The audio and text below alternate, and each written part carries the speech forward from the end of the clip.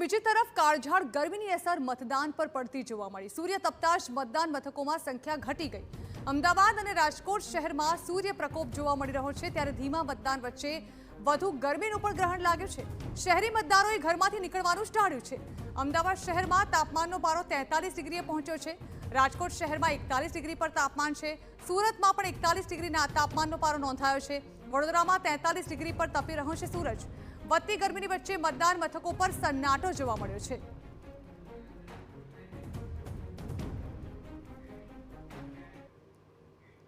તો આ અંગે વધુ વાત કરવા સીધા જે સુરત, જ્યાંથી અમારા સંવાદદાતા બળદેવ સુથાર જોડાઈ રહ્યા છે।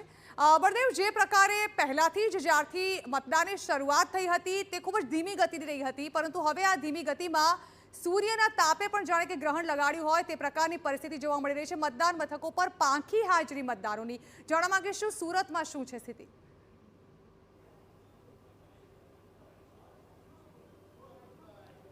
જ્યારે વહેલી સવારથી સુરત શહેરના તમામ જે બૂથો છે તેની અંદર સારી એવી જે લાઈનો હતી શરૂઆતના 1 થી 2 કલાકની અંદર જોવા મળી હતી, પણ ત્યારબાદ જે રીતે ગરમીનો જે પારો ધીરે ધીરે જે વધવા લાગ્યો તેમ તેમ મતદારોની સંખ્યામાં જે બૂથ મથકો ઉપર ઘટાડો જોવા મળી રહ્યો છે। કારણ કે જે રીતે ગરમીની સતત પારો છે સતત વધી રહ્યો છે અને તેની અસર સીધી મતદારો પર જોવા મળી રહી છે। સુરત શહેરની અંદર પણ આ જ રીતની સ્થિતિ છે, કારણ કે 41 ડિગ્રીની આજુબાજુ જે તાપમાન પહોંચ્યું છે, ત્યારે બપોરના 1 વાગ્યા સુધીના જે આંકડાકીય માહિતી વાત કરવામાં આવે તો સુરતના મહાનગરપાલિકાના ઇલેક્શનની અંદર બપોરના 1 વાગ્યા સુધીની અંદાજિત જે 24% જેટલું જે મતદાન થયું છે, એટલે સૌથી મોટી અસર સુરત શહેરની જે તાપમાનનો અસર છે તે આ મતદાન ઉપર જોવા મળી રહી છે। આ તમને જે દ્રશ્યો તમને જે બતાવવાનો પ્રયત્ન કરી રહ્યા છે કે અત્યારે આ જે ગરમીની જે માહોલ ચાલી રહ્યો છે તે વચ્ચે લોકોને મંડપ વ્યવસ્થા છે ગોઠવવામાં આવી છે બૂથ ઉપર, છતાં પણ જે લોકોને મતદારોની સંખ્યામાં સતત જે ઘટાડો છે તે જોવા મળી રહ્યો છે। કારણ કે જે સમય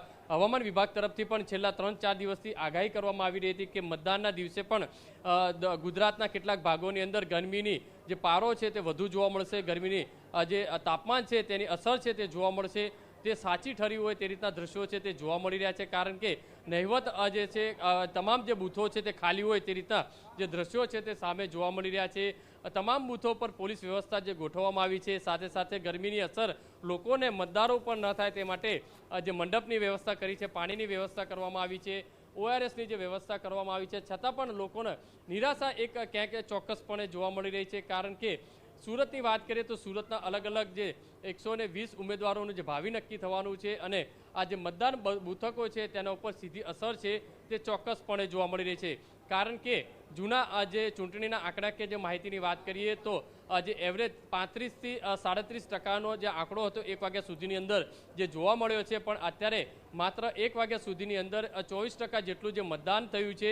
એટલે આ આંકડો જે બતાવી રહ્યું છે કે તેની સીધી અસર જેમ જેમ આ તાપનો સૂર્યપ્રકાશનો જે તાપ જેમ વધે છે તેમ આંકડાકીય જે રીતે મતદાનનો આંકડો છે તેમ ઘટી રહ્યો છે। એટલે કહી શકાય છે તેની સીધી અસર તમામ મતદાન બૂથો ઉપર જોવા મળી રહી છે। નહિવત એકલ દોકલ જે વ્યક્તિઓ છે તે મતદાન કરવા માટે પહોંચી રહ્યા છે અને સૌથી વધુ ગરમીના કારણે લોકોએ અગવડતાનો પણ ક્યાંક ને ક્યાંક સામનો કરવો પડતો હોય તે રીતના દ્રશ્યો પણ સામે આવી રહ્યા છે।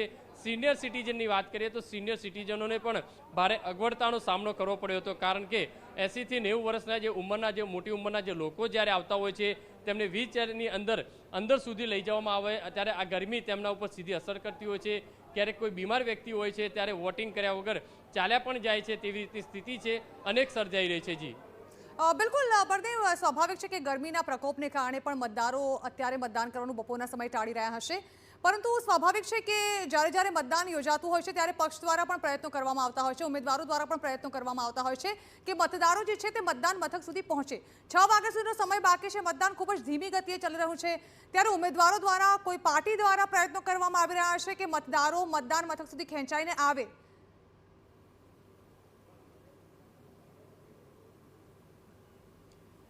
સતત 24 કલાક પહેલાથી તમામ પાર્ટીઓ દ્વારા પોતાના મતદારોને મતદાન મથકો ઉપર લાવી શકાય તે માટેના પ્રયત્નો છે તે સતત કરવામાં આવી રહ્યા છે। પણ સૌથી મહત્વની વસ્તુ એ છે કે ગરમી જેમ જેમ પારો વધી રહ્યો છે તેના ઉપર લોકો છે તે ઘરની બહાર નીકળવાનું ટાળી રહ્યા છે। અને ખાસ કરીને જે સિનિયર સિટીઝનની વાત કરીએ તો સિનિયર સિટીઝન જે આવા બપોરના સમયે નીકળવાનું ટાળતા હોય છે અને સુરત શહેરના પોસ્ટ વિસ્તારોની અંદર જે બૂથો છે તેની ઉપર તેની સીધી અસર જોવા મળતી હોય છે, કારણ કે યંગસ્ટર પણ બપોરના સમયે જે બહાર નીકળવાનું ટાળતા હોય છે, કારણ કે પોતાના એક માતાને લઈને પરિવાર સાથે જ્યારે આવવાનું ટાળી રહ્યા છે। ત્યારે સુરત શહેરના તમામ મતદાન મથકો પર આ રીતની સ્થિતિ જોવા મળી રહી છે। હા, કેટલાક જેવા મતદાન મથકો છે ત્યાં નાની મોટી જે લાઈનો જોવા મળી રહી છે, પણ સરેરાશ જો જોવામાં આવે તો તમામ મતદાન મથકો ઉપર જે ગરમીની સીધી અસર છે તે જોવા મળી રહી છે। જ્યાં તમામ જે પાર્ટીના લોકો છે તે પ્રયત્ન કરી રહ્યા છે લોકો વધુને વધુ બહાર નીકળી અને પોતાના મતાધિકારનો ઉપયોગ કરી શકે, પણ જે રીતે ગરમી જ એટલી જે હાવી થઈ રહી છે, ગરમીનો તાપ એટલો જોવા મળી રહ્યો છે કે લોકો છે પોતાના ઘરની બહાર નીકળવાનું ટાળી રહ્યા છે। એટલે હજુ પણ 6 કલાકનો જે સમય છે, એટલે કે સાંજના 6 વાગ્યા સુધીનો જે સમય છે તેની અંદર જેમ બને એમ વધુ મતદાન થાય તે માટેનો પ્રયત્ન છે તમામ પાર્ટીઓ દ્વારા કરવામાં આવી રહ્યો છે। એટલે કે પણ લોકો બહાર નથી નીકળી રહ્યા, લોકોમાં એક નિરાશા ક્યાંક ને ક્યાંક જોવા મળી હોય ત્યારે આ રીતના દ્રશ્યો છે તે સુરત શહેરની અંદર જોવા મળી રહ્યા છે।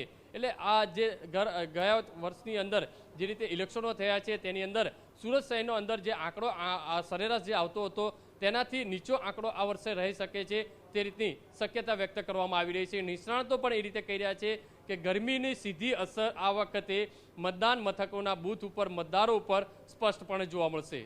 બિલકુલ વરદેવ, આભાર। તો હજુ પણ 6 વાગ્યા સુધીનો સમય છે, પરંતુ મતદાનનો જે આંકડો સામે આવ્યો છે તે ચોક્કસપણે મતદારોની નિરસતા દર્શાવી રહ્યો છે।